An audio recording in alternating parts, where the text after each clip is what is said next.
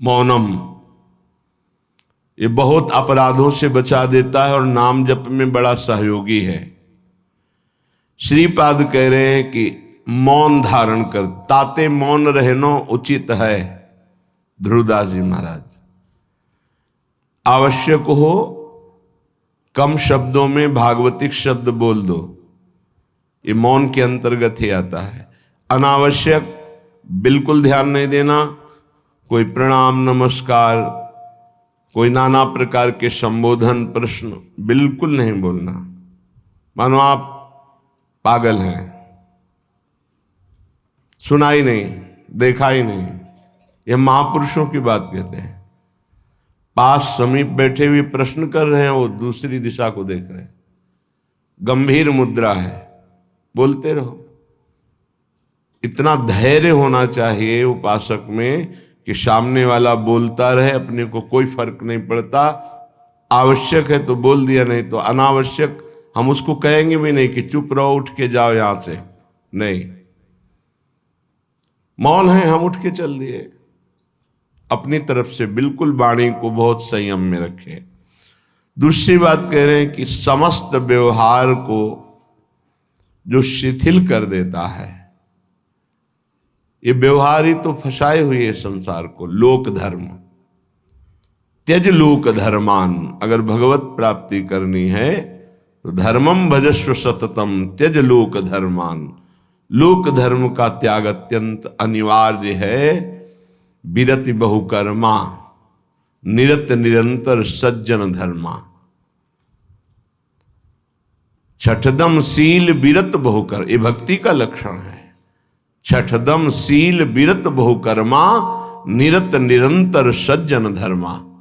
उन धर्मों का आचरण करते हैं जो साधुजनों के द्वारा आज्ञा दी गई, विधान किया गया है। शास्त्र जिसे विधि कहते हैं, भगवत प्राप्ति के लिए। विरत बहुकर्मा, वो निरर्थक व्यर्थ प्रापंचिक पापात्मक कर्मों का पूर्ण रूप से त्याग और ऐसे व्यवहारिक कर्मों का भी त्याग जिनमें उलझ करके भगवत चिंतन छूट जाता है। क्या मिलेगा अगर ऐसी स्थिति कर ली जाए? मौन, निरंतर नाम जप, व्यवहार को शिथिल कर दिया गया तो बोले सदा जागृत प्रायः क्षण मुदित तंद्रोति मधुरम। जो प्रायः प्रार्थना करते रहते हैं कि कभी 2-4 मिनट के लिए ऐसी स्थिति आई कि जागृत में शरीर शुद्धि भूल गई। एकमात्र आराध्य देव निकस कुंज ठाढ़े भय भुजा परस्परंश। श्री राधा वल्लभ मुख कमल निरखि नयन हरिवंश। नेत्र मुद्रित हैं, अवस्था जागृत है और भाव देह में ऐसी गाढ़ अवस्था है कि स्थूल का चिंतन ही खत्म हो चुका। ये अवस्था है वृंदावन प्रेम की। सदा जागृत प्रायः पर क्षण मुदित तंद्रोति मधुरम। जैसे तंद्रा में, ऐसी स्थिति पर बिल्कुल जागृत, नेत्र मुद्रित हैं, मुंदे हुए हैं, तंद्रा जैसी। मधुर मधुर मधुरम तदा लोके वृंदावन भुवि निज प्राण मिथुनम। प्राण मिथुन श्री युगल सरकार दिव्य वृंदावन की निकुंज के प्रथम द्वार पर गलवहियां दिए हुए आ रहे हैं। ये उपासक देख रहा है। ये लिखा हुआ केवल नहीं है, यदि आप सही चलोगे तो वो झलकने लगेंगे आपके नेत्रों में, वो छा जाएंगे। क्या देखता है उपासक? अकस्मादेकस्मान नवललित कुंजाद बत बहिर भवत स्मित्वा नव्यम तरुण मिथुनम लौकिकमिव। लौकिकमिव, जैसे हम आपको देख रहे हैं ऐसे ऐसे प्रिया प्रीतम के दर्शन होते हैं। ऐसे नहीं वो केवल भाव में ही देख रहा है। गतो दूरम दृष्ट्वा पुनरथ निवृत्य स्वदैतौ विलोक्ष्याम वृंदावन भुवि महाप्रेम विकलः।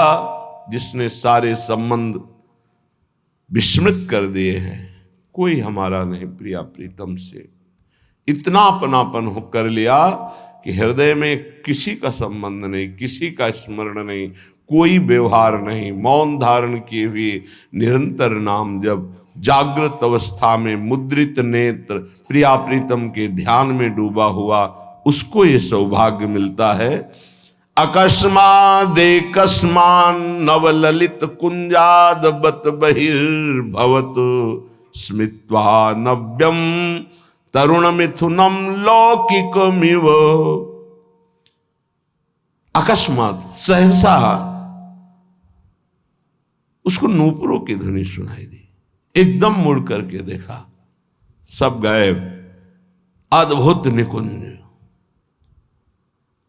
उस निकुंज में मंद मंद मुस्कुराते हुए स्मित्वा नव्य तरुणम, तरुण अवस्था में प्रथम भूमिका, तारुण्य प्रथम प्रवेश समय यस्या महामाधुरी,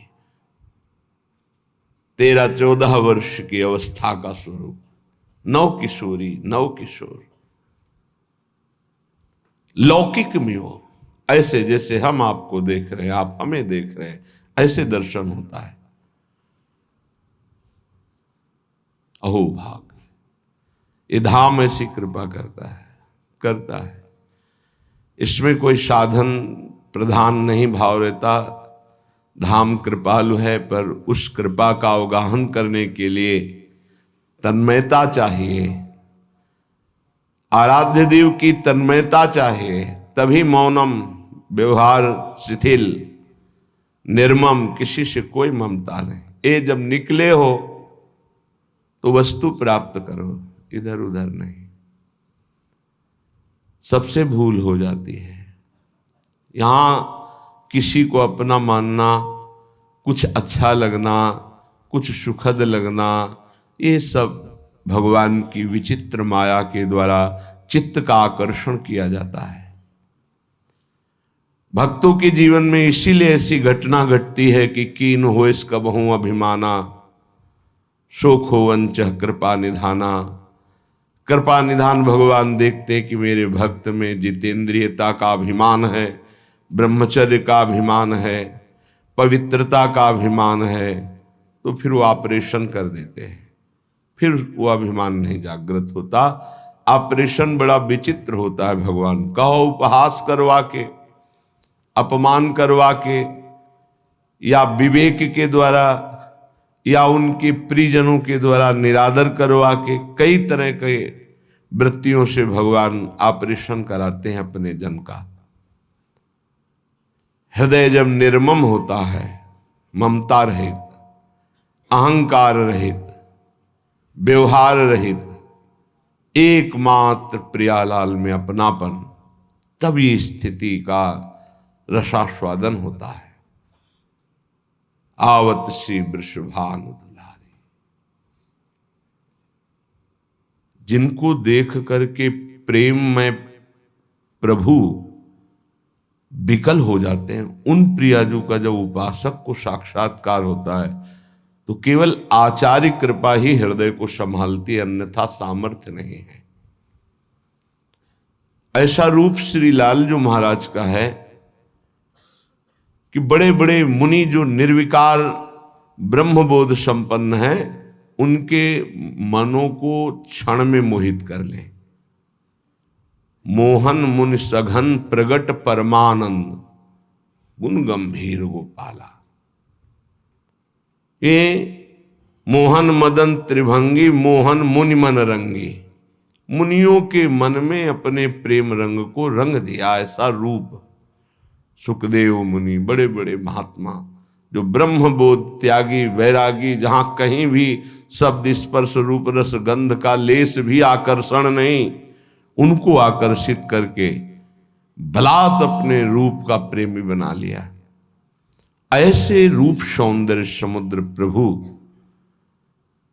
अनशन पर भुज दिए बिलोकत इंदु बदन बिबियोर, करत पान रस मत परस्पर, पर लोचन त्रसित चकोर। फिर भी नेत्र प्यासे हैं। ऐसे युगल सरकार को जब उपासक देखता है तो उसकी क्या दशा होती होगी। मछली की तरह आनंद में तड़पता है वृंदावन की भूमि में लौटता हुआ। जैसे मछली विकल होती जल के लिए, ऐसे आनंद विकलता में तड़पता है। श्रीपाद कह रहे, मंद मंद मुस्कुराते हुए नूपुर धुनी हुई देखा नवनिवृत्त निकुंज, और नवनिवृत्त निकुंज की वीथी से गलबहियां दिए हुए मुस्कुराते हुए आ रहे हैं। लौकिक में वो देख रहा है, कोई ध्यान में नहीं, खुली आंख में। और गतो दूरम दृष्टवा, समीप से ही ऐसे दूर जा रहे हैं। फिर कृपा करी पुनरथ निवृत्त स्वदैतौ, वो पुनः गलबहियां दिए हुए दूसरी वीथी से फिर सामने आ रहे हैं। अपने प्रीतम युगल किशोर का ऐसा कृपा प्रसाद दर्शन पाकर विकल हो गया और भूमि पर विलोक्या श्याम वृंदावन भूमि, महाप्रेम विकला, गिर गया भूमि पर, प्रेम विकल हो गया। समीप युगल सरकार आए और दुलार करके उठा रहे हैं। श्रीपाद कह रहे, ऐसा मेरे जीवन में कब होगा। पुनरथ, पुनः मुझे ऐसा कब अवलोकन होगा। जैसे श्रीमद राधा सुधा निधि में बार बार मांगा गया कि मुझे ये सेवा मिले, मुझे ये दर्शन मिले, मैं ऐसा देख पाऊं पुनः। ऐसे श्रीपाद यहां कह रहे हैं कि ऐसा दर्शन कब मैं प्राप्त कर पाऊंगा पुनः। जो हमारे साथ घटना घटी कि अकस्मात नूपुर ध्वनि हुई, उधर देखा नवनिवृत्त निकुंज, और सुंदर वीथी से युगल सरकार मुस्कुराते हुए परस्पर वार्ता करते हुए आ रहे, और समीप से दूर गए, फिर दूसरी वीथी से आ रहे। उनको ऐसे देखकर प्रेम विकल होकर के वृंदावन की भूमि में मूर्छित हो गया। आनंद मूर्छा, विलोक श्याम वृंदावन भूमि महाप्रेम विकला। फिर सरकार किशोरी किशोर आकर दुलार करते हुए उठा। ऐसा कब होगा। कितना अपार सुख उस उपासक को मिल रहा होगा जो ऐसा अनुभव कर रहा है, ऐसा देख रहा है। श्रीपाद कह रहे, कदा वा स्वच्छंदम दिन रजनी वृंदावन वने, चरण ने कहा स्वस्त्यद्भुत नव निकुंज अयालिशु विशन। अकस्मात् देवा लौकिक मधुर कैशोर शुभया, इतो ना त्वं याया इति मृदुगिरा वारयति माम। श्री वृंदावन में रात दिन व्यतीत करते हुए प्रियालाल को पुकार पुकार कर, प्रेमियों की कुछ अलग रहनी होती। बिरह कमंडल कर लिए बैरागी दूने, मांगत दर्श मधु करी, छके रहत दिन रैन। रात दिन एक ही मांग रहती है, कब मिलोगे। तो क्या मिले नहीं? नहीं, रात दिन मिलने पर भी मिलने की चाह बनी हुई। ये कौन सी पहेली है। तन मन के बिछुरे नहीं, मन में भी वही और तन भी उनके समीप, पर चाह बढ़े दिन रैन। रात दिन पुनः मिलने की चाह, हर समय मिले हुए रहने पर भी मिलने की चाह। कबहु संजोग न मानही, देखें भरी भरी नैन। कभी ऐसा लगा ही नहीं क्यों मिले हैं। प्यारी जू जब जब देखो तेरो मुख, तब तब नयो नयो लागत। ऐसो भ्रम होत देखो न कबहू री। मानो कभी देखा ही नहीं, कभी मिले ही नहीं। अरबरात मिलवे को निश दिन, पर मिले ही रहते निश दिन। मनो कबहू मिले ना, ये प्रेम है। रात दिन वृंदावन में तड़प रहा है प्रिया प्रीतम के लिए। बलिहारी उसके जीवन को, ये तड़पन उसी को आती है जो रसिकों की आज्ञा के अनुसार समस्त संबंधों को शिथिल कर देता है। कहीं किसी से कोई भी अपनापन ना रहे, केवल प्रिया जो से ये जन्म इसीलिए मिला है, मान जाओ, कोई तुम्हारा नहीं। पीछे जन्म में कौन कौन तुम्हारा था, पति पुत्र पत्नी परिवार सब भूल गए ना। अभी इसी जन्म को देखो, गर्भ में तुम्हें कितना कष्ट मिला था। अभी 20 30 40 वर्ष पहले की बात है कि हम 9 महीने नरक जैसे भयावने दुखद गर्भ में रहे माँ के, जहां पास में ही मलाशय मूत्राश्रय है, वहीं गर्भाशय है, उसी गर्भाशय में रहे। देखो माया कितना भुलावा कर देती है। तुम्हें याद है कि गर्भ में तुम्हें कैसी परिस्थिति में रखा गया था? तुम्हें याद है कि बाल्यावस्था कैसी कष्टप्रद थी? सब भूलते चले जा रहे हो। ऐसे ही पूर्व जन्म के सब रिश्ते नाते, पुत्र पत्नी परिवार सबको भूल गए। नया परिवार, ऐसे अगला जन्म फिर होगा।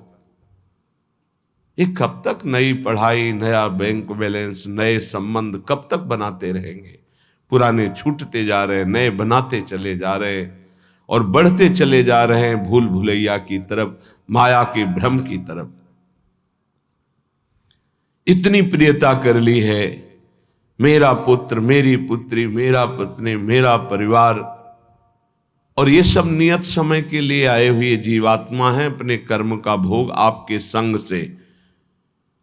अब वो जहां गए तो तुम विकल हो गए, भगवान ने अनर्थ कर दिया, मेरा पुत्र छीन लिया। तुम्हारा कब था? क्या तुम परिचय जानते हो? कहां से आया था? कौन था? कहां गया? तुम्हें कुछ पता है? केवल बीच में मिल गया, मेरा मान लिया। बिना भजन के, बिना ज्ञान के बात तुम्हें कैसे समझ में आएगी? और जिस दिन समझ में आ गई तो प्रभु के सिवा और कोई समझ नहीं रह जाएगी। एक ही बात रहे, कैसे मिले प्रभु, कैसे मिले? रात दिन जो विकलता होती है, कौन जाने? या तो वो जाने जिसके सिर बीत रहे हो, या भगवान जानते हैं, दूसरा कोई नहीं जान सकता। अंतर दाव लगी रहे, धुआं न प्रगटे कोई, कै जाने दिल आपनो या जा सिर बीती होए। जिसके हृदय में प्रीति अपना प्रभाव दिखा रही, वो जान रहा है या भगवान जानते? दूसरा कोई जान ही नहीं सकता उसकी स्थिति को। जो निर्मम है, निरहंकार है, निरंतर भगवत चिंतन परायण है, उसके हृदय में प्रेम विकलता जागृत होती है। श्रीपाद कह रहे हैं, कदावा स्वच्छंदम दिन रजनी वृंदावन बने। स्वच्छंद का तात्पर्य होता कोई भी पारिवारिक सांसारिक आकर्षण रहित, कोई भी आकर्षण नहीं, अपरिचित की तरह। वृंदावन ऐसे रहे मनो चिन्हारो नाय। समझाओ तो समझ नहीं आता, लगता है कि ये हमारे प्रेमी जनों को छुड़ा रहे हैं। नहीं, तुम्हारे प्रेमी जन से मिला रहे हैं तुम्हें। ये तुम्हारे प्रेमी जन नहीं है, ये मायाकृत ढांचे तुम्हारे प्रेमी नहीं हैं। ये ढह जाएंगे काल के द्वारा, आज नहीं तो कल। प्रेमी है प्रियालाल, ये असली प्रेमी है। इन्हीं से अनंत जन्मों से बिछुड़ते हुए हम भटक रहे, अब अवसर आया है मिलने का। बहुत कृपालु है, प्रतिपल कृपा करके संभाल रहे हैं, बचा रहे हैं, अपनी तरफ घसीट रहे। पर हमारी दुष्टता की हद है, उनकी कृपालुता की हद है। तो ही मोहि पड़ी होड़, मूसो न बिगाड़न को, तुम सो न संवारन को। वो बार बार संभाल रहे, संभाल रहे, हम बार बार बिगाड़ रहे, फिर भी उनको गुस्सा नहीं आ रहा, फिर भी वो कृपा ही हम पर कर रहे। सच्ची मानिए, हम अगर कुछ कर सकते हैं तो अपना बिगाड़ सकते हैं, बस यही कर सकते हैं। अगर कुछ बन रहा है तो केवल प्रभु कृपा से बन रहा है। आप समझ नहीं सकते, माया की ऐसी चाल है, नहीं समझ सकते। कुछ बन पा रहा है तो प्रभु की कृपा से। हमसे जो बन पा रहा है वो बिगाड़ ही हो रहा है, भगवत प्राप्ति के विरुद्ध ही हम जा रहे हैं।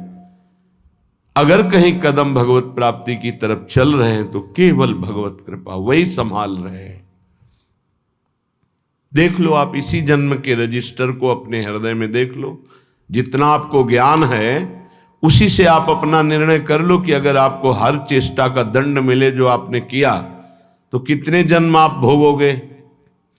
क्योंकि एक गलती का आजीवन कारागार में वास मिलता है भारतीय संविधान के अनुसार, तो भागवतिक संविधान के अनुसार जो तुम्हारे पाप खुले नहीं, बहुत से बड़े बड़े भयानक पाप कर डाले हैं, भ्रूण हत्या, गर्भ हत्या, व्यभिचार, नाना प्रकार की कितनी कपट भरी चेष्टाएं, धन कमाने के लिए कैसे कैसे छल कपट किए, सोचो उनका सबका हिसाब यदि तो कितने जन्म हमें भोगने पड़ेंगे। एक जन्म में नहीं भोग सकते। एक जन्म के लिए तो एक केवल अपराध है जो तुम्हें आजीवन कारागार में बंद करा देगा, जो तुम्हें एक जीवन को नष्ट करके फांसी में चढ़ा दिया जाएगा, एक अपराध का फल। और ऐसे करोड़ों अपराध हमारे अनंत जन्मों में हुए हैं, पर प्रभु के मार्ग में हम चलने लगे, ये केवल कृपा, ये हमारी कोई साधना नहीं, ये केवल हमारे लाडली लाल की कृपा। ऐसे अपराध भयानक छुपे हुए हैं जिनका दंड मिले तो हम सैकड़ों जन्म भोगे तो भी नहीं पार पा सकते। भारतीय संविधान में देख लो कानून, फिर शास्त्रीय संविधान तो बहुत ही कड़ा है, इसमें तो किसी तरह छल कपट भी कर सकते हो, शास्त्रीय संविधान में नहीं, क्योंकि वहां सब दैवी शक्तियां आपको प्रतिपल देख रही हैं, तुम्हारी गवाही या वकालत की जरूरत नहीं होती, एक सेकंड में सब हिसाब किताब हो जाता है। वहां ये थोड़ी कि तुम्हें बैठो आदर के साथ तुम्हें बैठा लें, फिर तुमसे पूछें, फिर गवाही, फिर नहीं साहब हमने ऐसा नहीं किया, ये सब कुछ नहीं। एक सेकंड के कम हिस्से में पूरा हिसाब, अनंत सृष्टि है, इतना समय नहीं है वहां किसी गवाही की जरूरत, और एक सेकंड का भी हिसाब चूक नहीं होगी।